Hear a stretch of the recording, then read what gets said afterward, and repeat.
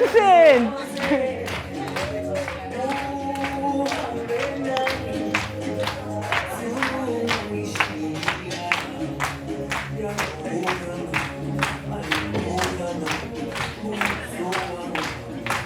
Hola, Ana.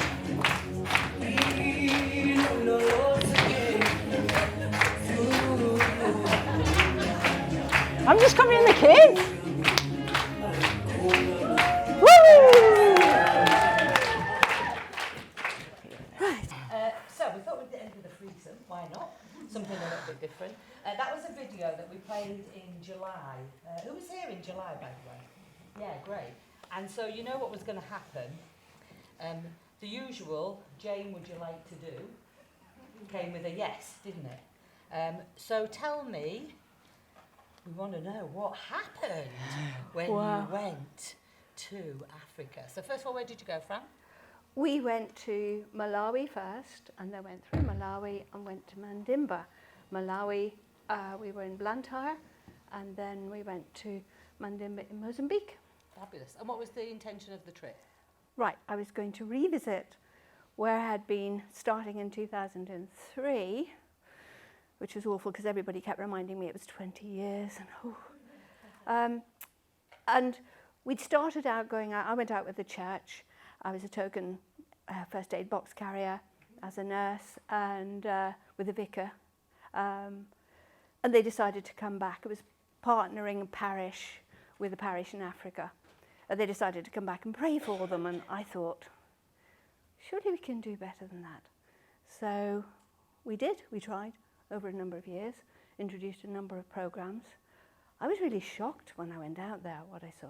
I was prepared, but not really.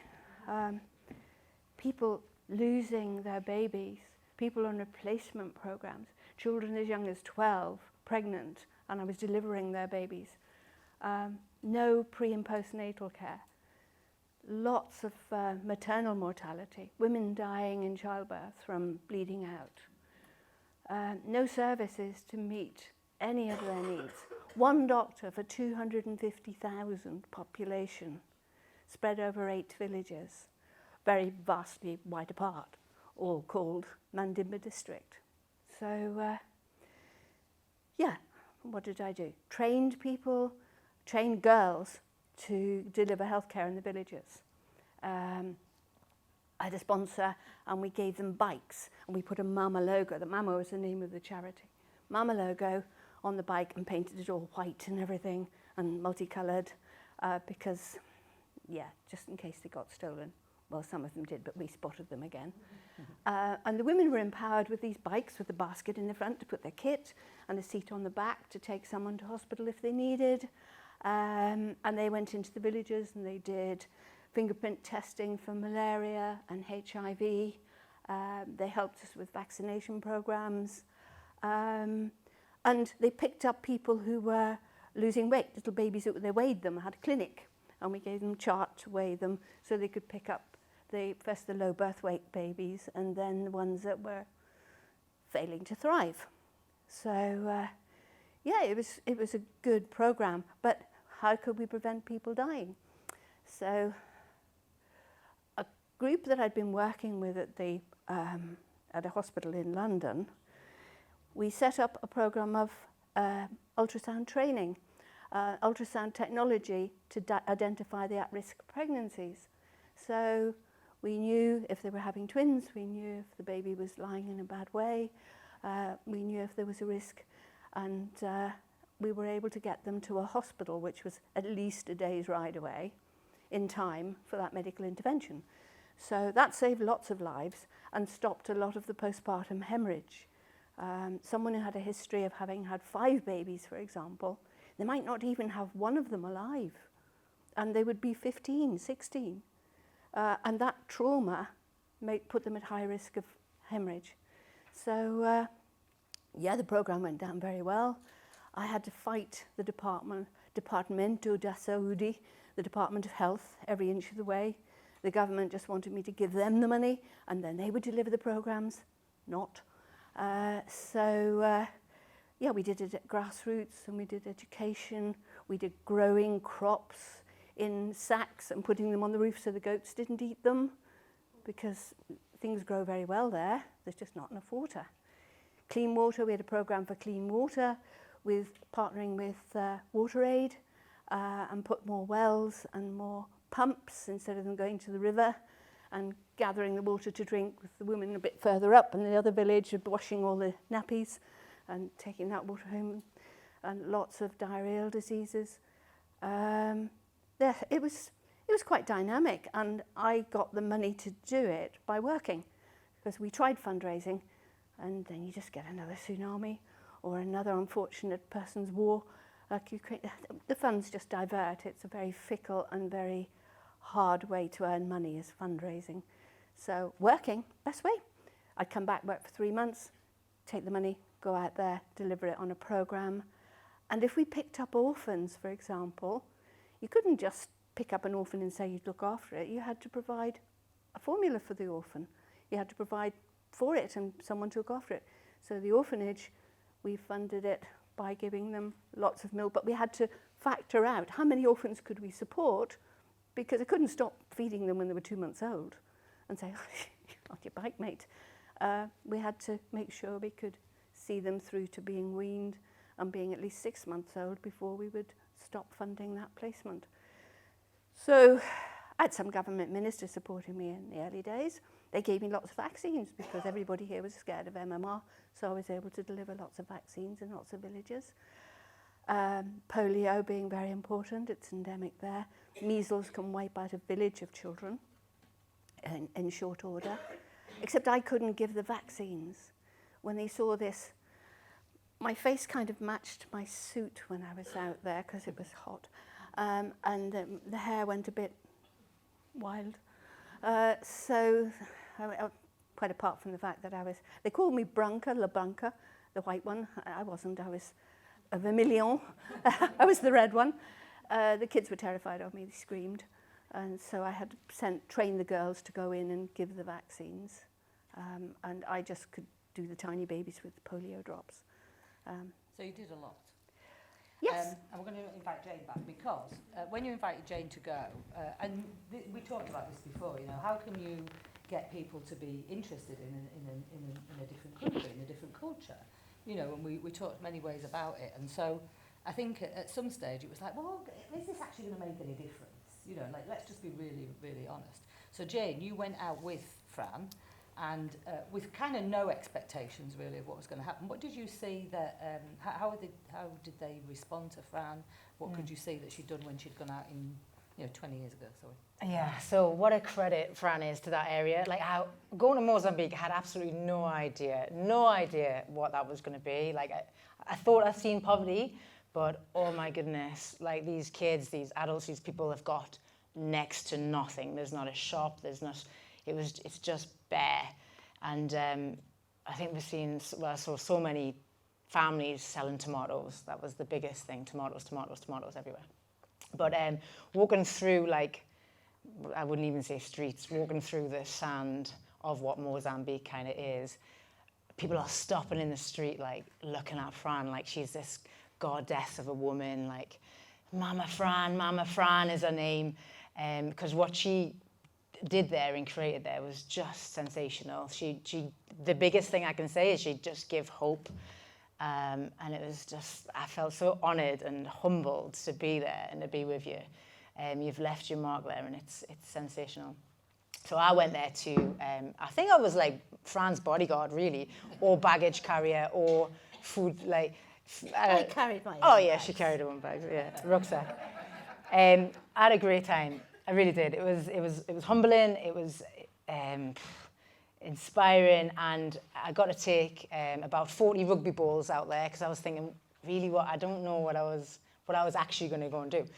So we packed a couple of suitcases. That was amazing. Yeah, packed a couple of suitcases full of rugby balls and rugby kits, and Then we had to blow them up again. yeah, we had to pump them all up, and then we went around 6 schools, and we invited anybody, all the kids, all the girls, especially girls, because the boys have got football out there and the girls are kind of neglected, because literally all the girls are there to do is reproduce. So we just threw out this, like, look, we're coming to this school at this time. We started at 5 a.m. in the morning. And then we went another one and another one. I mean, I say schools, these were like concrete buildings, like just a room. And that's the Most of them no desks. Yeah, They no sit on the desks, floor. no nothing in them. They just sit on the floor. And these are these schools. But yeah, so we went around 5 a.m., like 7 a.m., 9 a.m., like all the way through. Fran, secret rugby player, clearly, like pulling these kids out, getting them all warmed up and stuff. She made my job well easy. So I coached these kids. She taught me the offside rule. I never understood that before. Yeah, so I don't know, hundreds, maybe 400, 500, 600 kids. There was about, like, they started off about 50, and then like half an hour later there was 100, and then it was like little ants, like they were just coming out of the bloody woodworks, like just, they had like fields and fields of like, well, They gave sand all the balls dunes. back. Yeah. We thought they would run off with them. Yeah, just beautiful children. And I was so hard to not fall in love with all of them. But she did. One special fell in love child. I had a great time with Fran.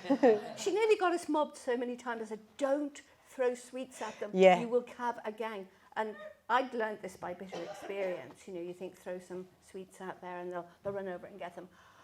Suddenly they erupt from everywhere like swarms of little bees, and they come after you and they pin you up against the car and then you run out of sweets and then there's a riot. I just want to share one last story with you. So the kids, like I said, don't have anything. And for footballs, they use condoms. So used condoms or whatever they can find. The whole place is really, really clean because there's no rubbish, there's no like plastics or anything like that because they literally use everything. These kids are gathering these condoms. They wind it round and Wind it round and have a football. And condoms are good because they help it bounce. yeah. Is this for football or are we talking about something? And maybe you're wondering why there's so many condoms actually. Why is there loads of condoms, Fran?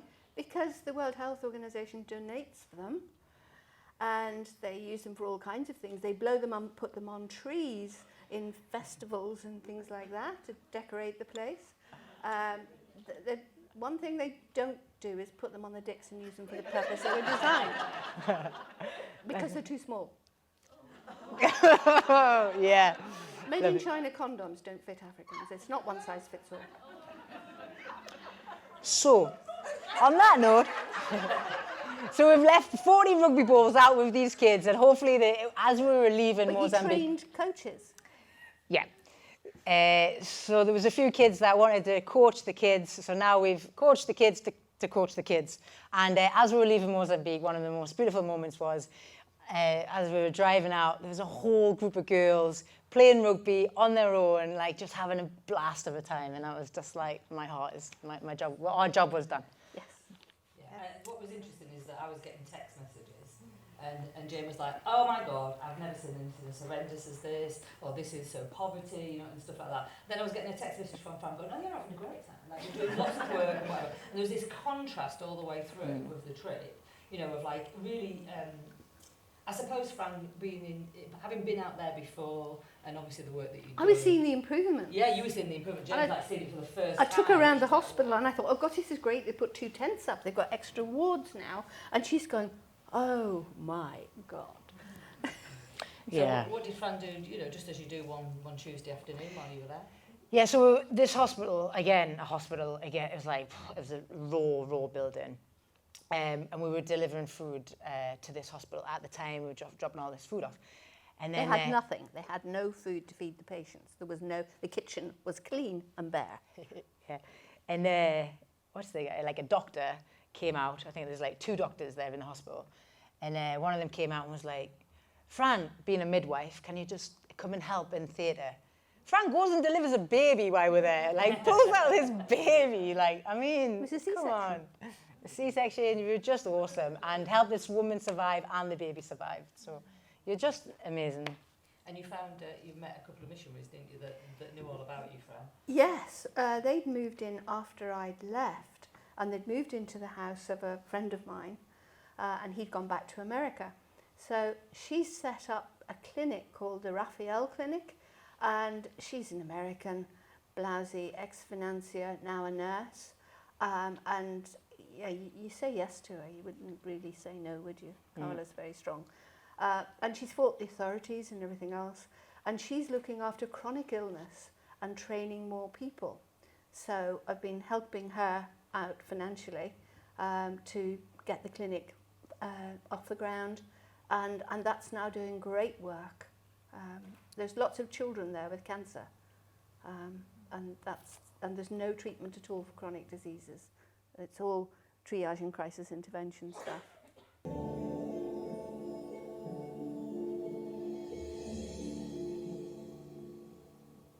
Ladies and gents, Francesca Keating.